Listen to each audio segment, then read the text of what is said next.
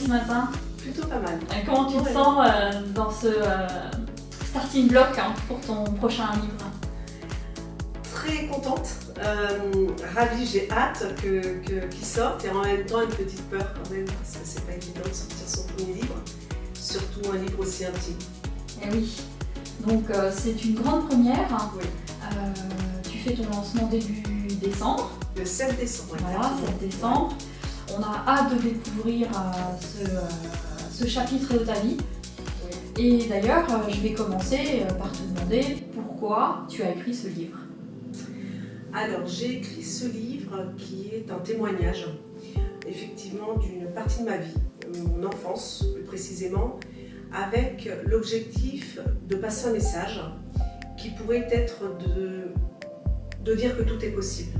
Quoi qu'il arrive, quels que soient les débuts de vie qu'on a pu avoir, on peut s'en sortir. C'est ça le message. Donc c'est une autobiographie? Oui, un témoignage. Un témoignage. Donc, un récit de vie. Un récit de vie, oui. Donc un témoignage sur une partie, donc notamment de ton enfance, où tu nous dévoiles des choses qui ont été particulièrement difficiles. Oui.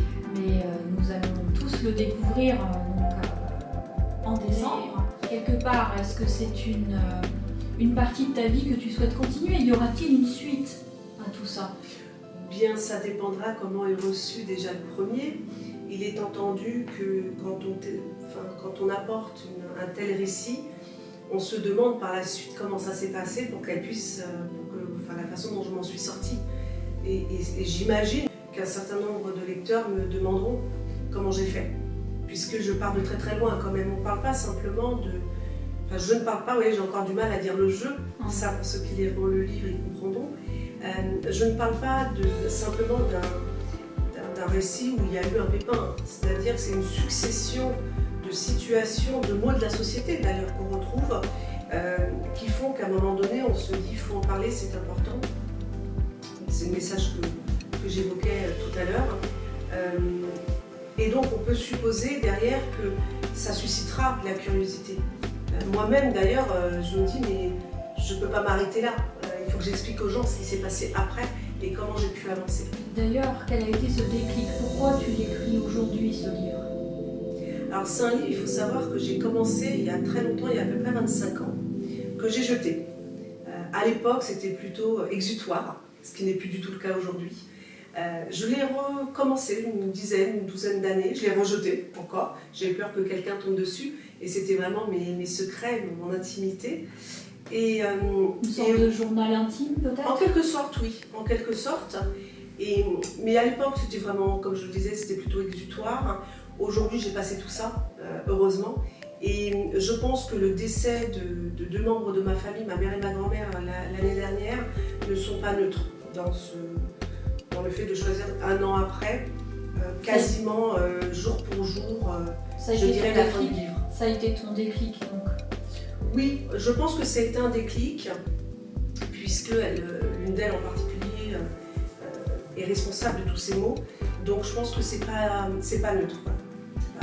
Et dans quelle mesure penses-tu qu'un tel témoignage puisse aider d'autres personnes? Je rencontre de par mes activités professionnelles, formation, coaching, etc. Je rencontre énormément de gens qui vont pas bien, que ce soit sur la situation actuelle de notre société, de leur vie personnelle, etc.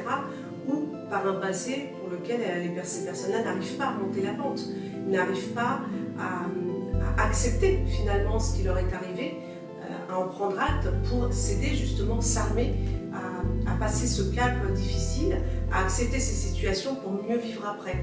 Donc ça s'appelle de la résilience, avec un développement de confiance en soi qui permet d'accepter le passé, qui ne doit pas s'effacer en l'occurrence, et de leur permettre d'avancer. Donc ce livre, je me dis que voilà, au travers de toutes ces personnes que je croise, avec lesquelles je peux travailler également au quotidien, je me dis que ça peut être vraiment bien.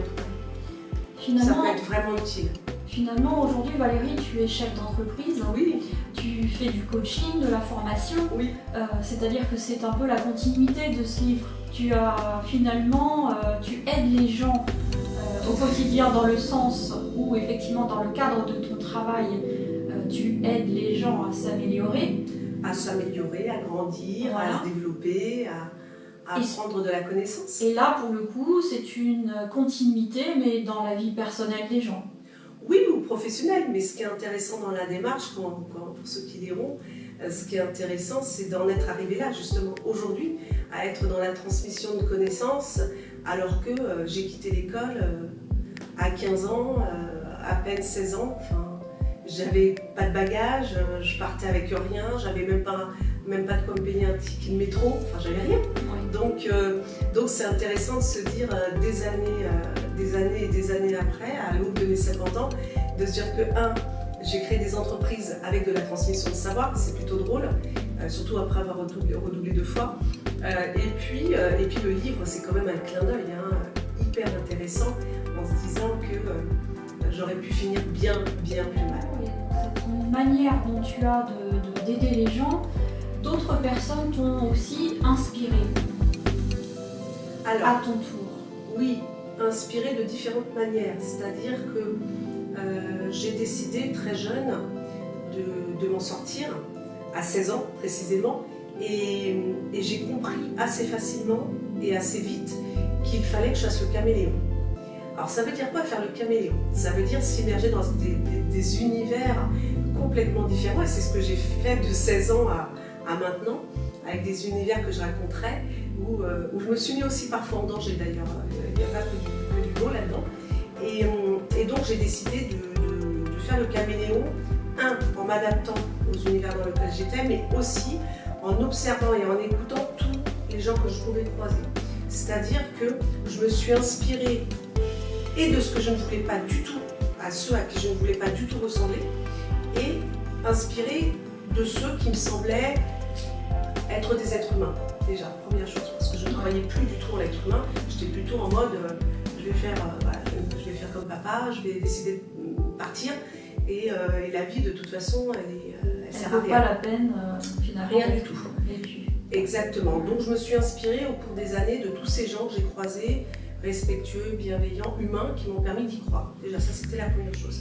Et ensuite, des gens qui me semblaient cultivés, intelligents, ayant une certaine forme de réussite, pour me dire, voilà, c'est comme ça que je veux être. Et à force de visualiser toutes ces personnes-là et de m'imprégner finalement de leur personnalité, de qui ils étaient, eh bien, je me suis construite, reconstruite. Tu voudrais donc inspirer d'autres personnes. C'est un peu ça, Voilà. sans prétention aucune. Bien sûr, Mon c'est parcours de vie. c'est un partage.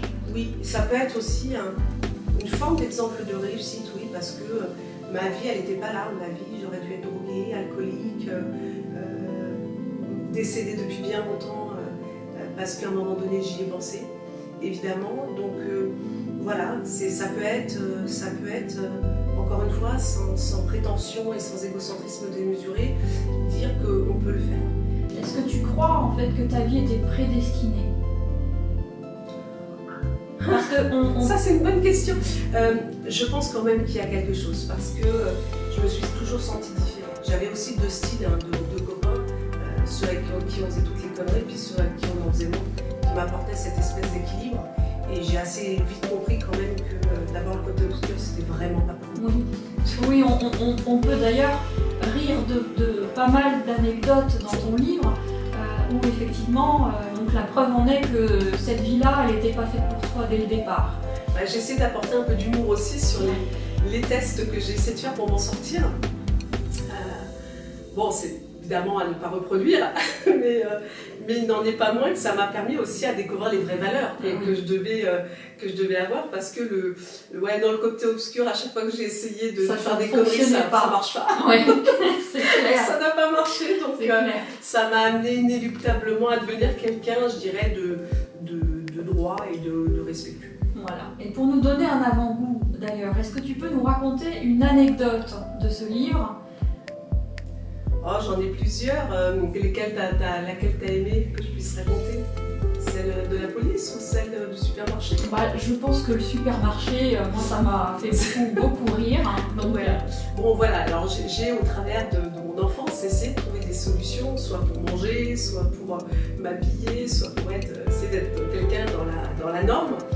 Et donc j'ai essayé plein de choses, hein, que vous découvrirez, ça me fait rire parce que... et donc à un moment donné, je me suis dit, et si j'allais voler? Vraiment, fallait que je mange un peu correctement quand même, et puis j'étais à l'âge où j'avais envie de me maquiller un petit peu, comme toutes les jeunes de mon âge. Et donc je me suis testée au vol de maquillage, ce dont ma mère était tout à fait au courant. Et donc pour la petite histoire. Pour la petite histoire. Et donc un jour comme ça, je sais pas, je devais pressentir que ça allait pas bien se passer. Et la preuve, j'étais pas faite pour voler, c'est que déjà je rangeais très mal mon maquillage dans les poches. Et je vois comme ça, je marche comme ça pour sortir du magasin et je vois un grand cahier immense. En plus j'étais petite, donc il me paraissait mais immense. Et là je pense que je sais pas si c'est cause à effet. Et je me vautre dans le magasin, je me vautre de tout mon long. Et j'avais tellement bien rangé mon maquillage que tout le maquillage s'est étalé par terre. Et, oui. Et donc je me suis retrouvée au sol avec ce gars qui s'est accroché et j'ai eu la honte internationale. Et oui. La preuve livrée sur un plateau. Ah mais alors je me suis pris un gadin d'enfer. Et la honte, elle s'est pas arrêtée là, puisque après il a quand même fallu appeler ma mère. Et oui. Et là, c'était horrible. Et là, évidemment, ta mère, qui était au courant, donc on le rappelle, de ce petit trafic, n'a pas réagi comme tu l'attendais. C'est-à-dire que j'espérais un minimum de compassion de sa part. Et en fait, elle s'est mise à hurler, à arriver en hurlant dans tout le magasin. Donc imaginez aujourd'hui dans un Leclerc ou notre magasin, une femme qui hurle en prenant sa fille par le bras et en ayant honte à moi, ma fille est une voleuse, voilà. Donc, alors que c'était peut-être même elle qui te réclamait. Oui, c'est elle qui me réclamait le maquillage. Donc, ça, c'est la petite anecdote. Voilà. Okay. Effectivement. Bah, écoute, on a hâte de découvrir ce livre début décembre. Est-ce que tu souhaites qu'on dévoile donc le titre de ce livre, ou est-ce que tu souhaites garder le secret? Alors, il s'avère que le titre et la couverture étaient prêtes pour ce livre, et il y a eu un changement entre-temps qui a fait qu'on est parti sur quelque chose de totalement décalé par rapport justement à l'histoire, donc je préfère pour l'instant garder le secret. Eh bien écoute, c'est une bonne idée. Nous découvrirons donc le 7 décembre ce livre. Évidemment à la soirée, oui. On communiquera sur les réseaux sociaux. Oui, donc chers lecteurs, téléspectateurs, donc nous vous attendons donc, le 7 décembre pour découvrir le livre de Valérie Rieutellier. Donc on ne va pas découvrir effectivement avant cette date le titre et la couverture de ce livre.